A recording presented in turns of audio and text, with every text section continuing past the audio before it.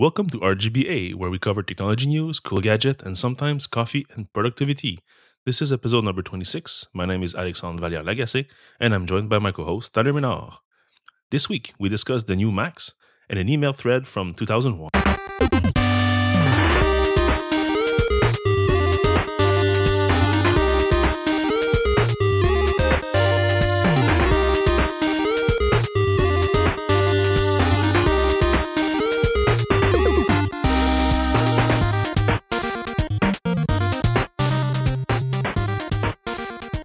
Okay, so last week we had a little predictions for the Apple Mac event.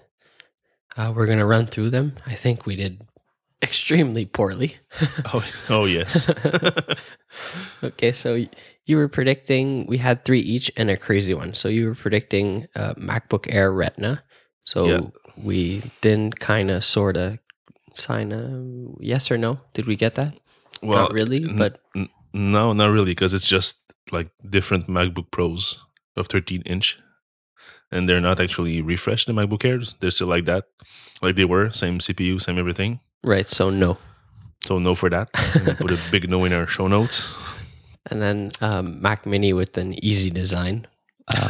What is No. the Mac Mini? They didn't even talk about desktop Macs. No, they didn't mention it. iMac, I could understand because they're fairly recent, so they're not bad computers.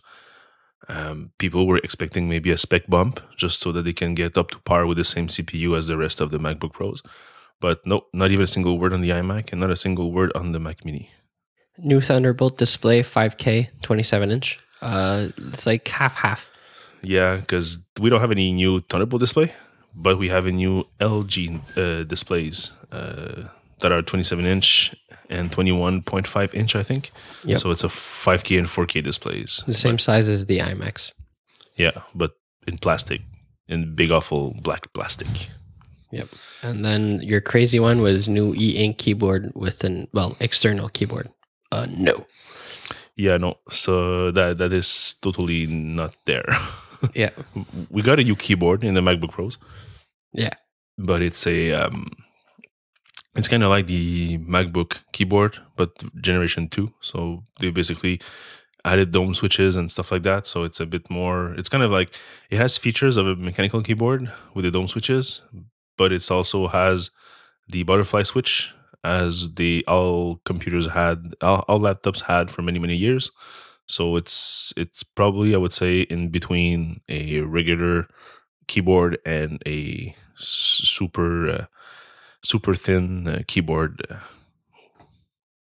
And then my predictions, MacBook Pro 13 and 15. Yes! Yeah, that was a given though.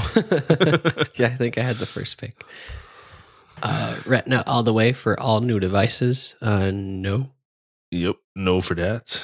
because they still sell the 13-inch MacBook Air. Yeah, it depends on how you want to interpret that, because you said for all new devices. So Right. theoretically, the new devices are only the MacBook Pros.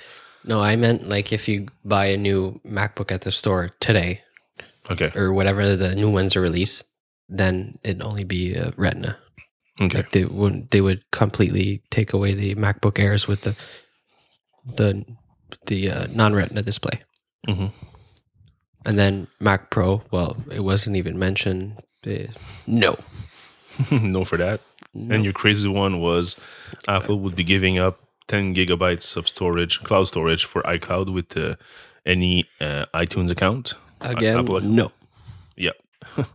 Because there was really no mention of software except for the touch bar, where there are new APIs for that, and we'll come back to that in a minute. There are already people playing with that and sharing experiences. So I'm looking at you, 1Password. You want to go in-app the news? Sure. So the first news is very recent. So as we're recording this Saturday morning, this came out yesterday night. The in-app purchase that you are able to make with iOS apps can now be granted as promo codes. So if you remember, a long time ago, we only were able to purchase apps. And for tech reviewers like us or anybody who wanted to promote their app, they could make promo codes available for journalists and testers and friends and family, whatever, and they would be able to download the app for free. Then, a few years later, Apple introduced the in-app purchases, and more apps are going into that model, which are free by default, and an in-app purchase to unlock features or to add more features. So now reviewers were not able to use the full feature set unless the developer would make a pro app and a free app, which would be one with in-app purchase and one with a price tag that is higher by default. So people like Infuse, the guys behind the iOS video player app, they actually have this. They have Infuse Pro, which is a paid version that is $5, I think, and they have a free version with in-app purchase. But starting yesterday, They won't need the Infuse Pro anymore. Yeah, exactly. They will be able to have only one version of the app, which is the free one, and then they will be able to propose up to 100 promo codes for each in-app purchase items, up to a maximum of 1,000 codes per app. So I think a while back, Apple increased the number of promo codes to 1,000, but now for in-app purchase, it's kind of scaling back to 100. So if an iOS app only has one in-app purchase to unlock everything, it's a maximum of 100 promo codes to be generated. So I know for me that's pretty useful because I've reviewed many apps in the past, and if they had this way of doing things, I had to purchase the app myself for the review. So you might say it's not too bad, but when you get 4, 5, 6 apps at a time, the bill keeps going up and up and up. So this will be much easier for reviewers like us, and also much easier for the developers to promote their app if there's no upfront cost, because some websites only do this day and night, and they can get pretty high in terms of bill. So this will be much easier for them to offset some cost. And also, I'm just going to move this in the show notes. I've stumbled across something funny this morning. It's old emails between Stephen Levy, which was one of the first iPhone reviewers for the 2007 iPhone. And I think he's also a friend of Steve Jobs. So he was also one of the first to get the iPod when he came out in 2001. So what he did is that he looked into his email archive from 2001, and the guy is pretty organized because he has like monthly archive of every email he received and sent. So basically, he just opened the October 2001 folder and looked through that, and you can see that he's been contacted by somebody from Apple saying that I'll send you an email with the status. Basically, you can have the product delivered to you on Tuesday, but there's only one caveat. You have to be there physically because we're going to hand deliver it to you. So, okay. So that was something special. Doesn't usually happen with Apple stuff. And then you have the whole thread between him and other correspondents. And then he recalls how everything was planned, his meeting with Apple about the device and everything. So it's not super long to read, but it's quite interesting, especially if you lived through those years. That was something quite fun. The links will be in the show notes. Who's Stephen Levy again? At that time, I think he was a writer for the New York Times. And what does he do now? How do I know? Good question. He's now on the Back Channel, so he's a writer for Back Channel, but which is kind of like a medium hosted, platform if you want. But where do you know him from? I think Wired, Newsweek. No, probably New York Times. I think he was there for a long time. New York Times, The New Yorker, Rolling Stones. We did a bunch of places. Okay, yeah. He's a pretty prolific writer, and he's one of the industry's old guy with lots of history and access to special devices and special peoples too. So now back to the core of our discussion. Last Thursday, Apple unveiled new devices. at the Hello Again event, we were all expecting new Macs because of the title and because of different rumors. New Macs with an S. Yeah, with an S. Many, many, many Macs. But we didn't get new Macs with an S.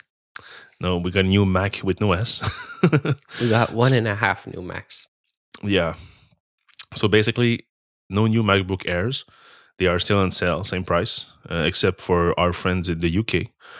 With all the Brexit stuff going around, their prices got increased quite a lot. So if you were hoping to buy a cheap Mac in the UK, especially if it was like a 11-inch or 13-inch MacBook Air, I think you now have to pay a few $100 more for the same thing that you had like last week. So, but apart from these people, usually it's a similar price. So no MacBook Airs, no iMacs, no Mac Mini, no Mac Pro, not even a single mention of those. It was basically a MacBook Pro event. So we had two new models, a 13-inch and a 15-inch. But we also have... They introduced it as one model, and then at the end, they just dropped the bomb. They're like, oh yeah, you can also get this without the touch bar and with only 2 ports instead of 4. By the way, it was weird. Yeah, it's... I don't really like the way Apple introduces their device now.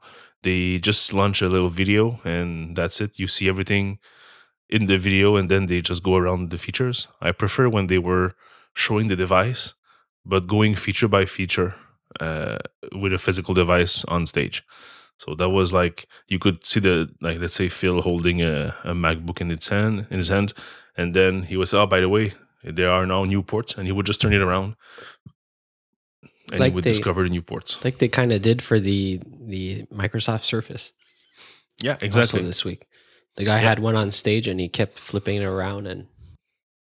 Yeah, exactly. Showing how you can swivel the screen, how you can drop the screen to table level, the way the hinge work, the way the hinge are designed to refract the light. So I think it's much more of a personal approach. The same way that if you were to go to a friend's house and he would have a new car, you would just go around the car, look at this, look at that, open the hood, look at this, look at that. So that's how you present the product for me.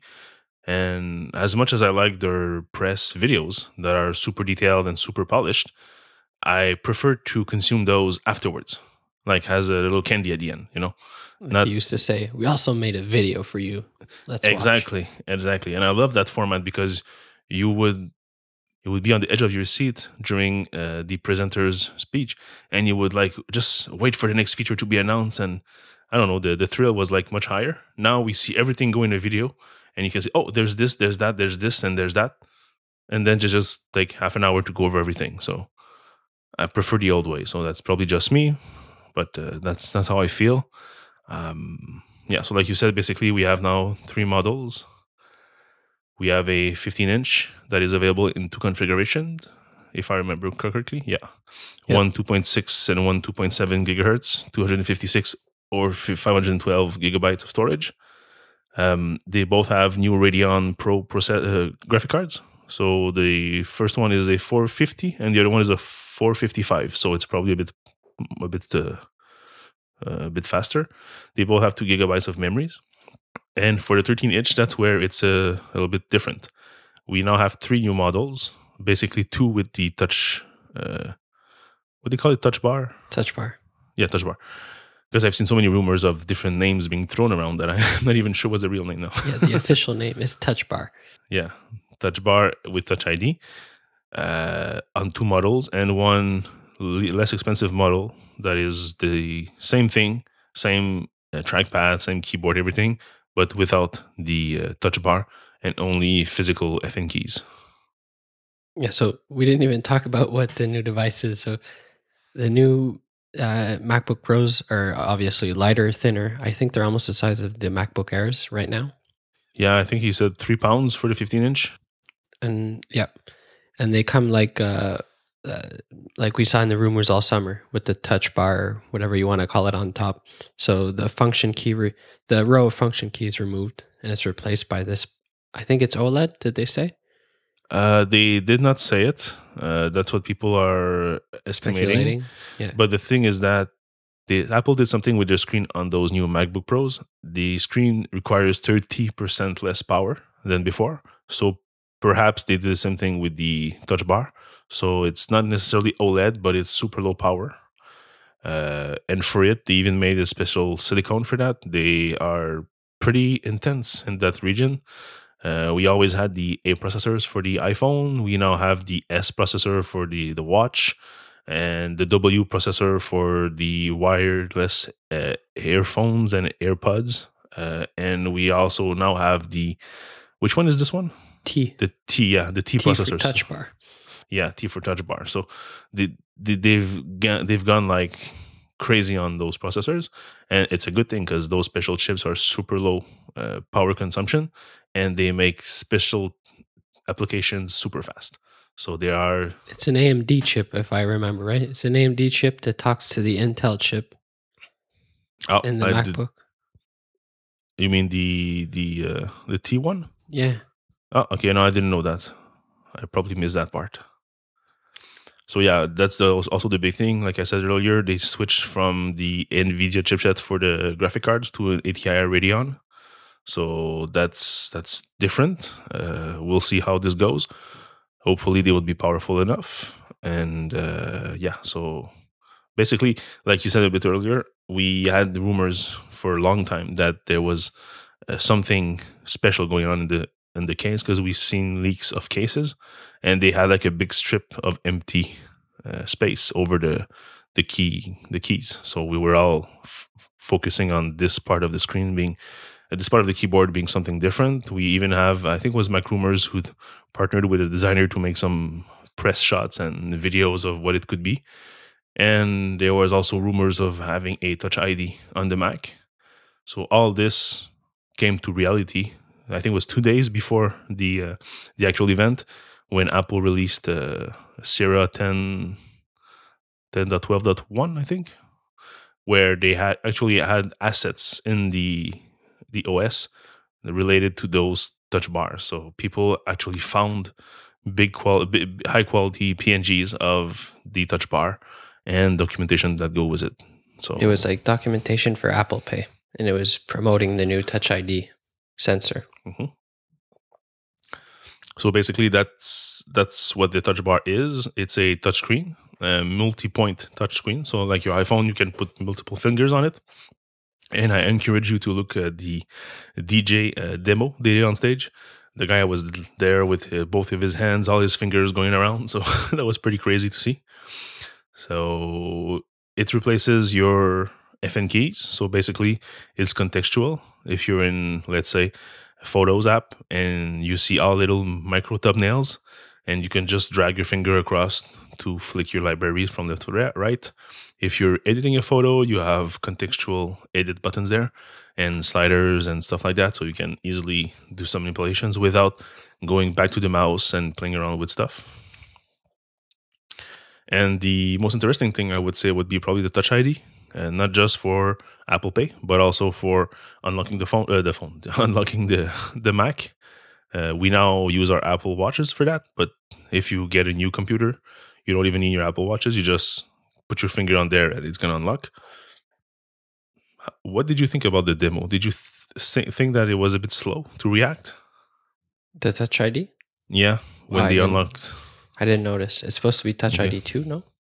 It's supposed. That's what the spec said, but I think the way that when Phil and Craig were demoing, I thought that when he pressed his finger on it, it took like a good 2 or 3 seconds to react. So either it's pre-production hardware, or maybe software was not optimized yet, or it was a demo, so it was not a real Mac. It was just like a loop of stuff happening, or yeah, exactly. He was just pressing it, and then somebody from the audience was pressing on a button to open the Mac. Yeah, exactly. Sometimes the demos are rigged like that so that they don't crash. Because famously, Steve Jobs had crashing demos in the past, and he was pretty pissed off on stage. So I think they probably did something to make sure that this never happens again. Yeah. Also, it's not an AMD chip, so it's an ARM chip. So it's basically the same chip as the Watch Series 2. Okay. So Watch it's an iOS device in the little touch bar. That's crazy. Also, if you think that the W1 chip is the same kind of a system on a chip, and it fits in your ear. So we now have, well, not now because they haven't announced it yet, and there are rumors that they are being pushed back. But the new AirPods would be computers in your ear. Now you have computers in computers on your keyboard. I'm just like thinking like maybe a bit further. If the keyboard eventually gets OLED or e-ink displays, will they put like a computer in each key? Yeah. So that would be like a 60 computer in a computer. Yeah. That would be crazy. Also, the trackpad is a lot bigger, like a lot bigger. Yeah, twice as big on the 15-inch. So Yep. in terms of surface, and I think they're like 66% bigger on the 13-inch. I'm not sure like this. Seriously, I don't know how is your resting position when you're typing, but when I'm typing and I stop typing, I usually rest my thumbs on that edge below the spacebar. Yeah. So now there's no more edge for me. So I'm going to click every time. I'm going to have to keep my hands in the air. So I've never had like problems while I'm typing moving the mouse around. I don't know. yeah, me neither, because there was like a gap, but now there's no more gap. So unless they do something fancy with the software and they can detect resting fingers instead of like long clicks, I would say. Or if I have to crank up the resistance for when I click, so I have to click harder, so that when I rest my thumbs, that movement does not generate a click. We'll have to see in person to be sure. But I have got some reservation for that. That might be a usability issue for me. What else do we have? Basically, the storage is increased. It goes from 256 gigabyte, which is the smallest size available in the smallest 13-inch MacBook Pro. It used to be 128. Yep, so that's a good thing. Am I right to assume that not long ago, every MacBook Pro was 16 gigs of memory? At least in the 15-inch, right? Yeah, the 15, but the 8. The 13-inch, you can still get 8. Yeah, but didn't they increase that to 16 in the biggest model of the 13-inch last revision or whatever? What do you mean? Increase it like by default, or like by default the biggest model of 13-inch? So that one that's now 2,500 in Canadians, you get 8 gigs. But I think before you had 16. No? I don't know. I have an old MacBook Pro 13-inch with 16 gigs of RAM. Yeah, because you increased it, but by default, the higher end model did not have 16. But I think that since the last revision, anyways, I'll have to double check that. But basically, new CPUs that are basically almost twice as fast, new graphic cards that are almost twice as fast. So everything is much faster. And we got the touch bar, we got the bigger trackpad. We now have 2 colors, silver and space gray. So if you want a darker gray laptop, you can go ahead. There's no pink, there's no gold. It's very professional. Yeah, exactly. So you don't want to be fancy looking with all your colors. For that, you just get a MacBook, and then you got all the choices there. And now we're going to the ports. So what kind of ports do we have on this little device? No, what kind of ports did we lose? It's funnier. Yeah, it's longer to list. I have a list here in the show. So they removed the MagSafe to charge, HDMI, so you can't watch movies no more. It's over. No more movies for you. Well, you still can if you get a bunch of adapters. USB-A, like the standard USB that everybody knows. Yep. The Thunderbolt / Thunderbolt display there, display port, SD card reader, and I think that's it. They're all gone. Bye-bye. So which one of those were you using? Like really using? Right now I'm using USB-A, and I use the Thunderbolt / display ports. I use both at work every day, and obviously MagSafe. So three of those are you were using that you will not be able to use anymore. Right. Personally, same thing. MagSafe, Thunderbolt for Thunderbolt display at work and at home. So now will I be able to get an adapter and still have data and display through that port? That's something we'll have to check. USB-A, of course. Right now, I'm using a USB Pre 2 for my microphone, and it's plugged in via USB-A. So now, should I get a new cable? Should I get an adapter? So that's a big thing I don't know. SD card.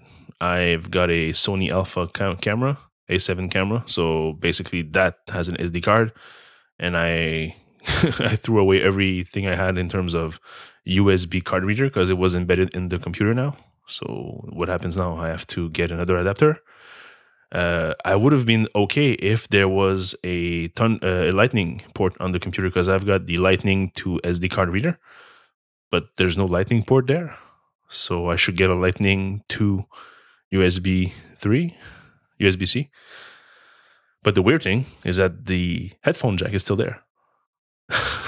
I think that's for like DJs, maybe. You think? I think everything will be USB now for DJs. Professional music people. It's true that the port is both digital and analog at the same time. So yes, you could use that for a digital output, but I think most of the devices are USB-A now. So I think USB-A doesn't exist anymore. So yeah, so I think this will need the more getting used to. I have no doubt that this is the future. These ports are what everybody's going to use. I've already have a few devices that have these kind of cables inside. I've got this hard drive docks that are USB-C. The Apple TV is USB-C, so I've got a few cables already. But I still have lots of USB-A devices, and it's getting complicated to get a bunch of adapters for that. And if you're like you said, like you and me, you will need at least one, if not two, USB-A to USB-C. You will need USB-C to Thunderbolt for the displays. What USB-C to Lightning for your iPhone? Yes, USB-C to Lightning. So that's like 4 adapters right away. But the weird thing is, if you plug your Thunderbolt display, in an adapter that goes from Thunderbolt to USB-C, what about the power? Because I don't think the screen delivers power through Thunderbolt. The new LG they release, I think they do. Yes, they do. The new ones, they're using USB-C, and they provide power and data over the same cable. So that's nice. If you get those big 4 or 5K displays, you only have one cable to plug. Okay, so that's great. But right now, at my house, I've got a Thunderbolt display. I'm getting this new laptop. How do I plug it? For the screen, fine. I'll use the Thunderbolt to USB-C. But what about the power? I need another cable or the one that comes in the box to be plugged in the wall at the same time. Yeah, that's what you do right now. Yeah, MagSafe and a Thunderbolt. Yes, but I cannot convert the MagSafe to USB-C for power. So I have one dangling cable that is not being used anymore, the MagSafe from the screen. Just cut it off. Yeah, I'm sure that's going to be okay, and the screen will not whine about that. No, just cut it. Right now, you can do it right now. Yeah, okay. It's cut. Okay. See, it still works. It still works. That's fine. Anyways, so we'll still have to probably get around a few cable issues there. I'm hoping that Apple brings out maybe packs of various different adapters. Starter kits. Yeah, starter kits, like a 3-pack or a 5-pack of those kind of thing, and throw in a few of those Lightning to 3.5mm jack in at the same time. Yeah, it's just our dongle starter kit. Exactly. So yeah, because at $20 or $30 a pop, even though you pay big money, especially in Canadian, because now the dollar is not so strong, you have to get like probably another $100 of adapters so that whatever you had at home will still work. So if you have nothing at home and this is your first computer, that's perfect, because you're living in the future. So you can make your decisions based on these 4 nice ports. And the good thing is that there's 4 ports, so that's a good thing. You can plug in multiple things at the same time. But if you have an history of computing like we do, then it's going to be a bit harder to get around. One last thing I forgot to mention about the keyboard. They use the exact same setup of keys as the Magic Keyboard. So basically, same layout, yeah. So the arrow keys are basically side by side and one on top of the other on the same key for the up-down, which is something that I still, to this day, cannot get used to. I'm a big fan of mechanical keyboards because I love my T-shape arrows. At home and at work, I have a Magic Keyboard. often use, and I try to use it. I tried to, especially in the past months, I try to use it like daily, like at both places, to really push myself to be used to this kind of key setup. And I always hit the wrong key or hit two keys at the same time. So first of all, they're too small, the up and down arrows, and by cramming them in one single square space, it's very hard to get used to. I can't talk about that. I still use the old one. Yeah, well, I was tempted for that, but if I'm to go with some butterfly switch laptop like keyboard, I really prefer the height of the Magic Keyboard. It's so thin, it's so easy to use for the rest of the keys. That's perfect. If I go back to the old one that is raised with the AA batteries, I don't really like it because it's higher, and I don't have any handrest that is thick enough for it. Anyways, I don't like the ergonomics of it. So that's why I moved to mechanical keyboards. So, and battery life, we now have up to 10 hours of battery life for both the 13 and the 15-inch. So that is nice. I think we had 8 right before. Yeah, I'm not sure. I don't look at battery life. It's all the same thing. We really should like screenshot the store before the event and see the before and after. What changed? What did they price? Exactly. The new fans also stronger, faster, quieter.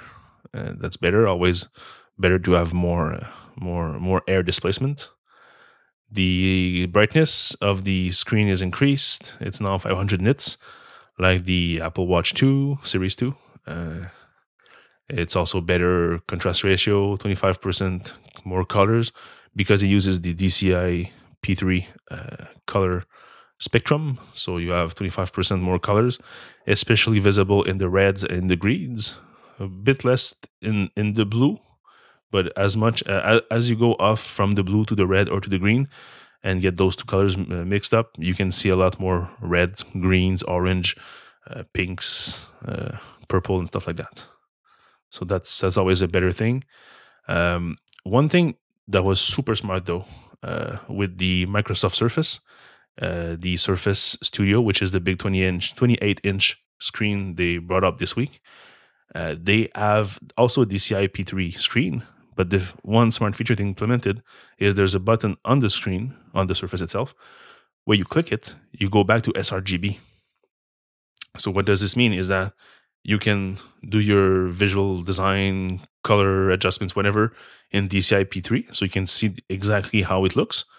But if the people using your art or your pictures, your photos, or whatever, do not have that type of screen, they will not be able to see all of the range of the colors. So by clicking the button, you can switch back to sRGB, and you can see exactly what they're going to see. So you can optimize your work to be compatible with both sRGB and DCI P3. So that is quite nice. Speaker. Now have new speakers. They're not super big, but supposedly they are much more louder. So basically 58% more volume, so that's not bad. But what is mostly interesting is twice the dynamic range and 2.5 times louder bass. Because if you've ever played music on your Mac, you know that the sound is quite tinny, so very high in the highs and the mids, but very, very few lows in terms of sound. So this would be better. I don't know if there's a lot of people playing music from their MacBook Pro speakers, but if there is, now it's much better. Available, I don't think a terabyte was available in the Macs before. MacBooks. Right? No, it was 512. So now you can have a terabyte of SSD. Okay, it's only available in the big one though. The big MacBook. 13-inch, but the one with the bigger processor. Yeah. Other than that, the rest are all Mac OS features. So basically, if we go around the prices, let's go in the US store.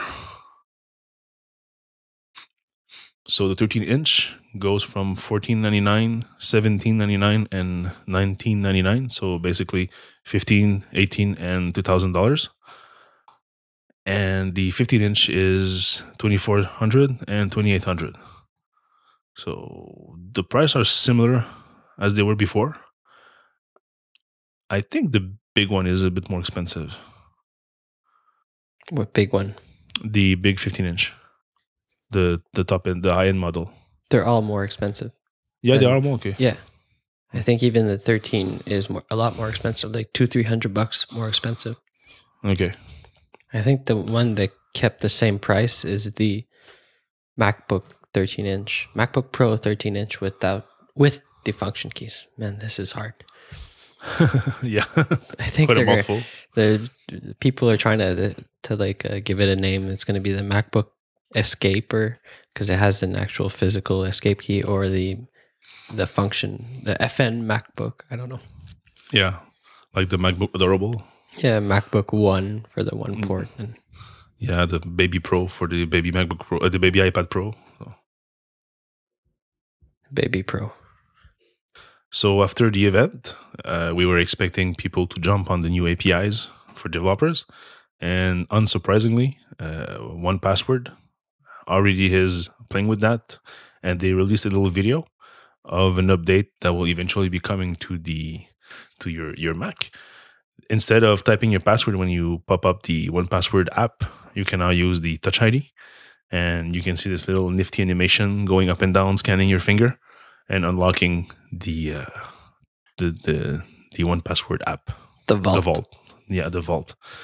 They also show different ways so that you can generate password with sliders on the touch bar UI. You can also have your favorites there, so you can just click and then it's going to open a new tab and log in to your favorite websites with your passwords.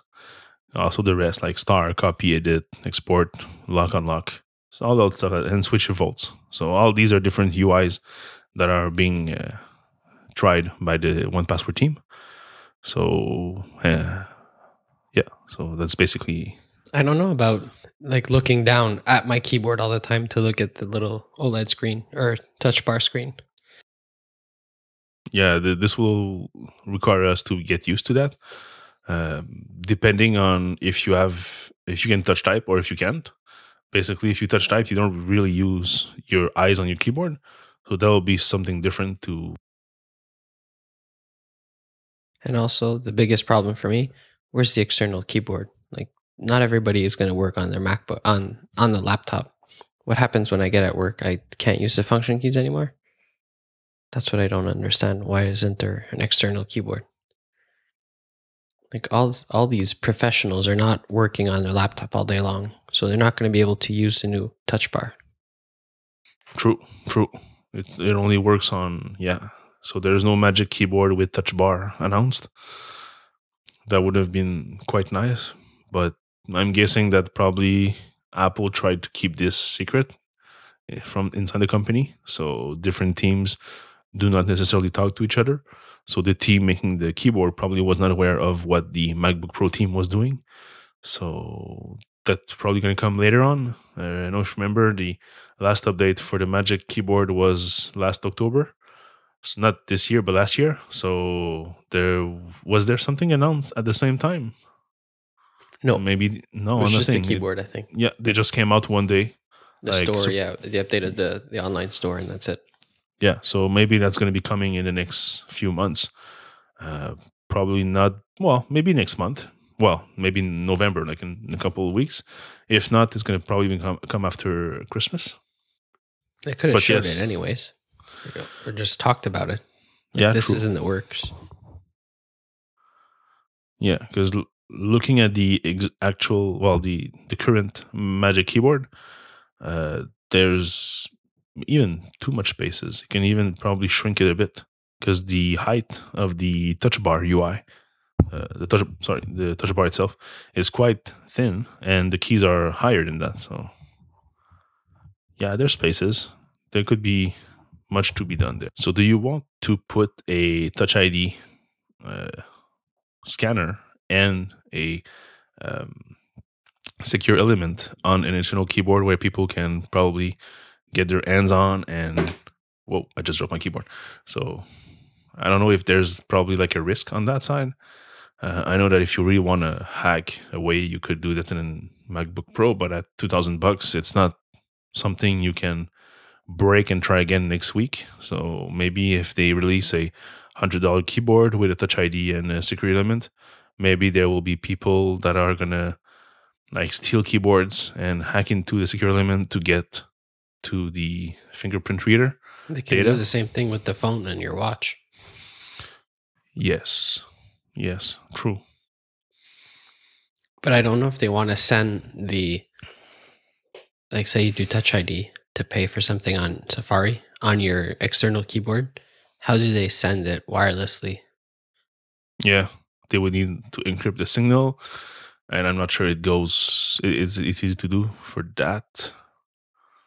Yeah, they would probably need like a W2 chip in there with a special communication. Yeah, No, like but that's this. where they are. Apple is now doing custom silicone for everything. So I would easily see a Magic Keyboard with Touch Bar and Touch ID with a W chip that communicates even more easily with your Mac. Pairing could be done even better. There's no need to plug the Lightning keyboard anymore. So yeah, I think And that I think the battery is not a problem because it already lasts like a couple of months, no? yes, as soon as you move from AA's to internal batteries, you can put like a tiny battery in there, and it's going to be much better than AA batteries. Because you can also make it wider. If you need more power, you just make it 1 more centimeter long, and you just doubled your battery life. So I don't think battery is an issue with this device. No, but right now, the Magic Keyboard, it lasts a couple of months. Oh yeah, it's super long. It's crazy. Yeah, so I think they don't I have to worry recharged about mine. battery with a little screen. Yeah, I think I only charged mine twice since I got it, and one of the times it was just because I plugged it because I just repaired it. It was probably like 80%, and I just forgot to unplug it, and it went to 100%. So basically, it really can last like many months without no problem. The Magic Mouse is another issue, but that's different. It doesn't Did last you? as long? No. Got a colleague at work who has one, and he plugs it in probably not every week, but almost. So it's a lot less reliable for that. That one with the AA batteries too is eating up batteries. Yeah, I think the problem is that we often go in meeting rooms and they're far enough that his Magic Mouse is still connected, And but it's like on, off. exactly loses connection, reconnected, loses connection, reconnected. So that's probably why it's not helpful for his battery. Have you seen inside of a Magic Keyboard? Did I fix it or somebody else did a disassembly video? No, but they talked about it on a podcast that it's basically only battery. Okay, so the whole thing is a battery? I think. Wow. Or it's a big chunk of it is a battery. Magic Keyboard, iFixit. So the iFixit guys did it. They do everything. Yeah, that's crazy. Oh, that's the old one. No, that's the new one, right? Okay, so no, it's not only a battery. We found a picture on iFixit. The battery is super small. Yeah, in terms of capacity, it's half of an iPhone 6. And it's probably 2 centimeter wide by maybe 10 centimeter long. So it's pretty thin, pretty light. It's about maybe a third of the width of the the Magic Keyboard. And the PCB, the motherboard, is like maybe a fourth of the width. And all that is set into a beehive looking plastic material. It's like a bunch of little holes just to make it lighter so it's not full plastic. Yes, exactly. And they have a repairability score of 3 out of 10. Lightning port and battery can be replaced easily. Keycaps are fragile but removable and replaceable. But there's too much adhesive, making it hard to get to the back panel. And without a service manual or detailed steps, it's hard to get to the components without damaging it. So yeah, that's the Magic Keyboard.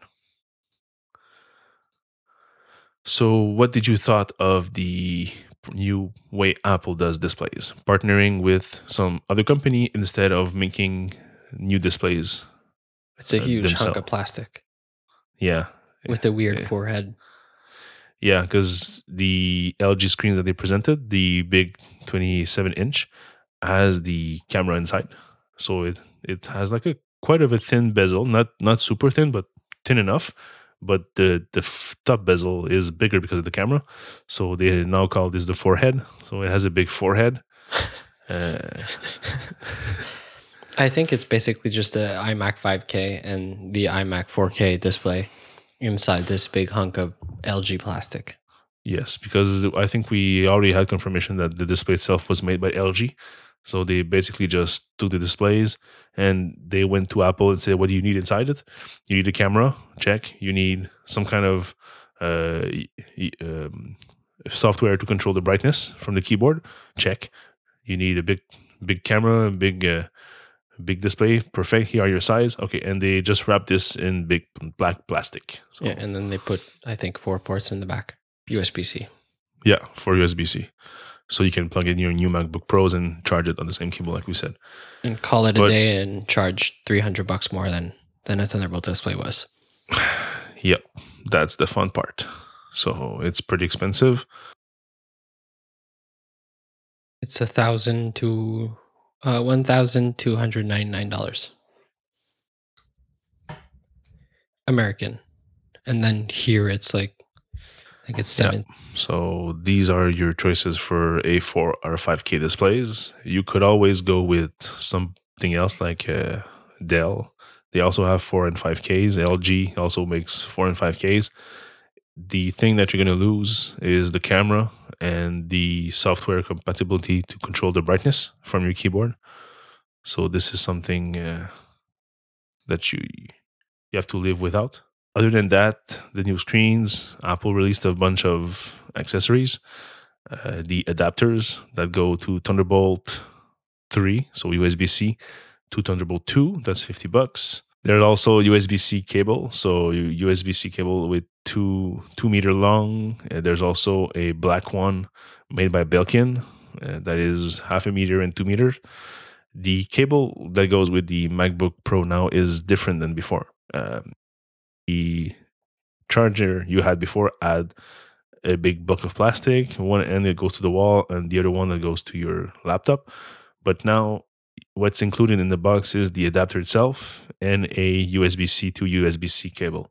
So basically you lose the part that goes to the wall. So the cable is shorter. So I'm pretty sure you can probably you can buy it from Apple for $19, which is they call the power adapter extension. That's one more thing you have to think about if you are used to that big long cable or if you need it. So other than that, Belkin released a bunch of adapters. So USB-C to gigabit, USB-C to VGA. We also have USB-C to USB, which is $19, which you will need if you have USB-A devices. And SanDisk also released a USB-C SD card reader. So basically, Apple seems to be partnering a lot more with third party to make adapters. They still have their HDMI cable, and they have also released a big AV multi-port adapter for $69, which is basically the HDMI, USB-A, and USB-C. That goes to a USB-C. I'm guessing we're gonna get a bunch of cheap ones on Amazon also that are gonna come out eventually. Yeah, that's for sure. Except for this one that is $70. Most of the other one are like 20. 20. The only one that's really expensive is a Thunderbolt 3 to Thunderbolt 2, which is $50.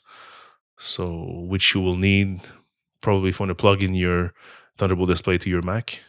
So that's $50 right there.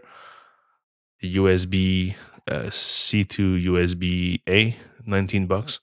Probably need 1 or 2 of those. Yeah, kind of like thinking of my shopping spree. I'll need to go eventually to the Apple Store. 1 or 2 of these. Give me a couple of those. Yeah, that's why I think a pack would be quite useful, because you know that most people right now are using Thunderbolt 2 and USB. So you could probably get them in a pack, like a 3-pack or something. Maybe not 2 of each, but maybe, you know what they could do? They could do like a single price, so you pay a price for each. But if you get a 5-pack, you choose from this list of items and choose your flavors, kind of like jelly beans, but with the Apple cables. It's paper pound, Yeah, paper pound, exactly. like at the Or grocery store. Or just fill a bag like those Lindt Yeah. chocolate. Also, they don't include the power cable extension in the box anymore. Yeah, that's what I said while you were not there. Oh, sorry. Yeah, you basically have to get the extension that goes to the wall to your power adapter. That's weird. Because right now you only have the power adapter and the USB-C cable. The little brick. Yeah, the brick and the USB-C cable. You're missing the 3-prong cable that goes to the wall. So that's another $19 right there. Or 25 if you're in Canada. Yes, of course. It's all 25 and 35 and 40 and 50. And the charger is $100 here. Seriously? Which one? The 87 watt? No, they're all $100. Okay. The 60, even the 45 is 100. Oh, you mean the old ones, right? The MagSafe? Yeah. Yeah, they always were $100 because I bought one for my wife because hers busted after a couple of years. I think they're 69 or 79 in the US. 79 in the US, yeah, and $100 in Canada. And they even brought up the MagSafe to MagSafe 2 converter. Instead of $9.99, it's $10.99 now. Oh yeah, well that's because of $1. $1 on a $10 item. That's 10% increase. Yeah, that's because of the cheap loony we have now. One thing I'm wondering is now that we have a 61 watt and 87 watt power adapters for the 13 and 15 inch MacBook Pros, can you use those to charge your iPad Pro? I think they were talking about it on Connected or something, but I'm not sure. Nobody knows yet because nobody has them. Yeah, nobody tried it because they're coming out the mid-November, I think, right? Yes, I think it's 3 to 4 weeks. Because they don't give out a list of compatible devices in the product page. So it's basically 15-inch MacBook Pro with Thunderbolt 3, but they don't say compatible devices like they do with the 12-watt iPad Pro charger. So, but imagine if 12-watt takes maybe, I don't know, like 2 hours, 3 hours to charge, you can get 87 watts, you can charge in like 5 minutes. And maybe now you'll get a Note 7 Yeah, Apple they're all going to branded. be on fire. Yeah, that would be fun. Okay, so they sell the power bricks separately. They're all separate parts now. Yeah, all separate parts. So you can, if you need a second one, you can just get the power brick. Yeah, but the cable, yeah. And then you carry around the cable. There are so many cables now and adapters. I'm thinking that we should probably get into the business of making some kind of a case or like something to bring this with you, like like those torture scenes in movies where they unroll like a set of tools from a leather rolled up it's like sleeve. A big pouch. It's like a big it's like our chefs, they carry around their knives in those too. Yeah, so we should get into the business of making one that is specifically made for those devices and port and the cables and adapters. So you have one big loop for your power brick, and you have something else that is smaller for the little adapters, and the one that is I don't know, like a pinch for your big long cable. So, and then you roll that up, and you can get like something small. Okay, so if you want a power cable for your 15-inch new MacBook Pro, you need to buy a $25 cable, USB-C cable, a $99 USB-C power adapter, and then a $25 power adapter extension cable. Yeah. $150. Canadian, yeah. In the US, it's 20 and 80, so that's 100. And the cable is 20, so it's 120 US to get all three parts. It's a lot. Yep. Just to have one at home and one at work. Yes. I think we're going to be carrying those around now. Probably more than before, yeah. Or until we're fed up and we actually give in and get a few more cables. Do you expect getting one at work? When you're getting a new laptop at work? Normally? Normally, I don't know. There's no fixed time, I think, because it's mainly a development group that I'm in, it's usually like, this is your work tool, so you need to get whatever you need to get to do your work properly. So in the past, I've been there for more than a year, but in the past I had problems with my computer. I got it replaced for another model like quickly, and then that model got a problem, so I got a 13-inch just so I can try something different. I haven't used 13-inch since the second generation MacBook Air, so that was something I wanted to try on a long-term basis. I'm still with that 13-inch, which is very recent. I got it maybe like 3 months ago, so unless there's some real reason for me to change, I don't think I'm going to get one quite that soon. Unless the IT guy is very nice with me and provides me with a new one. Let's say I say, hey, I'll give you this one back and give me something else in return. That's the kind of thing that they can do. So I'll try to ask him whenever the new one come in to give me one. So we'll see. But there's nobody there that has like the old CD MacBook Pros there. No, it's all MacBook Pros for the devs and MacBook Airs for the business management people. Management level. Unless they crunch up lots of numbers, then they can get the 13-inch MacBook Pros. But usually they provide a 13-inch Air for those. I've only seen one 11-inch Air, which was somebody in sales, I think, who was traveling a lot. So MacBook Adorables? No, not a single one yet, surprisingly. So I don't know if it's maybe not in the list. Too inconvenient. Yeah, maybe it's with the cables. Yeah, because they usually provide you with a Thunderbolt to Ethernet cable adapter with the laptop and a little leather pouch, whatever. So maybe having to manage USB-C was too much of a pain, but now they're not going to have anything else to do because that's going to be the default devices now. So they still sell the regular old MacBook Pro, so they might just keep buying those. But it's not super powerful, right? Oh, it's just like the base model? Yeah. I don't think that's going to make it. Because usually for developers, at least they provide you with the high-end model. So let's say 15-inch. You can still spec it up. You can get the i7, 16 gigs, and you can get the terabyte now. No, you can buy the old model 13-inch MacBook Pro for $3,000. Okay, maybe that's going to be how they do it. Yeah, so they keep all the peripherals. You'll have to start switching. But that's the old CPU, right? Right. Yeah, so you get a new computer, but you get like old specs. Yeah, I don't like it. I want a space gray one. I'm guessing everybody's going to buy the one with the function keys. Why? Without the touch bar. Why? More support calls? No. When you say everybody, you mean like in business or? Yeah, because the touch bar is $400. Yeah, I would prefer to get the big i7 processor for that money. You can't. Oh, yes, you can. So I think that's it for this week. You can find the show notes at rgba.fm/26. You can follow us on Twitter, _RGBAfm. I'm Valliere, VALLIERES.